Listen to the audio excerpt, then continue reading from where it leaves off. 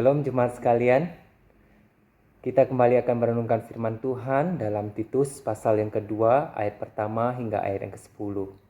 Saudara, surat Paulus kepada Titus ini penuh dengan nasihat bagaimana Titus harus membangun jemaat yang dia gembalakan di Kreta. Nah, salah satu nasihat yang penting dan berharga di sini adalah agar Titus dengan konsisten mengajarkan mengenai hidup yang benar sesuai dengan ajaran Kristus yang sejati. Mengapa saudara sekalian? Karena sebagaimana dikatakan di bagian akhir pasal 1 sebelumnya, bahwa ada banyak pengajar palsu yang mengaku mengenal Allah, tetapi perbuatan dan hidup mereka menyangkal Allah. Nah, itulah sebabnya Paulus mengatakan pada Titus di dalam pasal yang kedua ayat pertama ini. Saya bacakan dalam terjemahan firman Allah yang hidup ya. Dikatakan seperti ini. Tetapi engkau hendaknya berbicara mengenai hidup yang benar, yang sejalan dengan kekristenan sejati.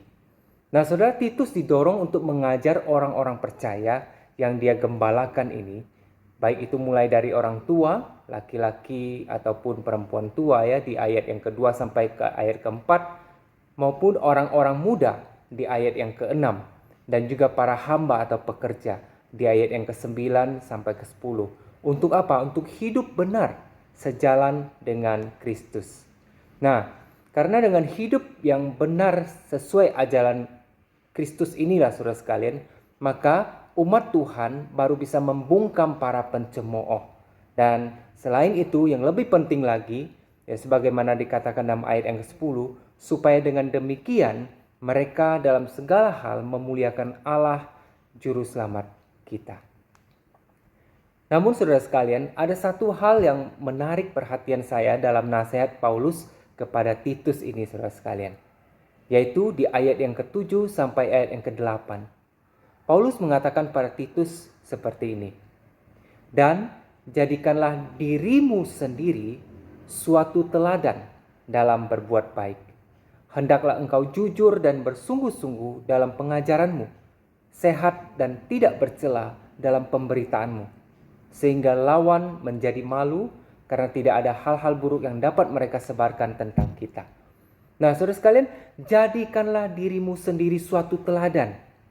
Jadi, sebelum Titus berbicara kepada jemaat mengenai hidup yang benar, yang sejalan dengan firman Tuhan, Titus sendiri harus menjadi contoh, harus menjadi teladan. Artinya, dia harus menjadi orang yang sudah menjalani terlebih dahulu. Dimulai dari dirinya sendiri terlebih dahulu. Nah, tanpa menjadi teladan saudara sekalian akan sulit bagi kita untuk membimbing orang lain dalam kebenaran. Saudara bisa bayangkan misalnya ada seorang datang menjelaskan tentang betapa penting memiliki asuransi jiwa, serta dia menjual produk asuransi jiwa yang menurut dia adalah yang terbaik, yang memberikan jaminan yang terlengkap, yang paling mudah diklaim dan paling terjangkau di antara produk-produk lainnya. Lalu ketika Anda bertanya kepada dia, apakah kamu sudah memakai asuransi ini? Lalu dia menjawab, oh enggak, saya enggak memakai asuransi ini. Bayangkan saudara sekalian, saya yakin sebaik apapun presentasinya, saudara tidak akan terpengaruh. Itulah pentingnya menjadi teladan. Satu teladan baik jauh lebih ampuh daripada ribuan kata-kata bijak. Nasihat ini tentu bukan hanya bagi para hamba Tuhan, para pemimpin seperti Titus ya yang memimpin jemaat, tetapi juga bagi setiap kita orang percaya. Kita semua adalah pemimpin saudara sekalian. Pemimpin dalam keluarga, pemimpin dalam organisasi, pemimpin dalam kelompok-kelompok kecil, pemimpin dalam komunitas, dan setidak-tidaknya setiap kita adalah pemimpin bagi diri kita sendiri. Kita dipanggil untuk mengajarkan hidup yang benar sesuai firman Tuhan kepada anak cucu kita, kepada orang-orang di sekitar kita, saudara-saudara kita, kepada mereka yang kita bimbing. Namun semua itu harus dimulai dari diri kita sendiri, menjadi teladan terlebih dahulu bagi mereka.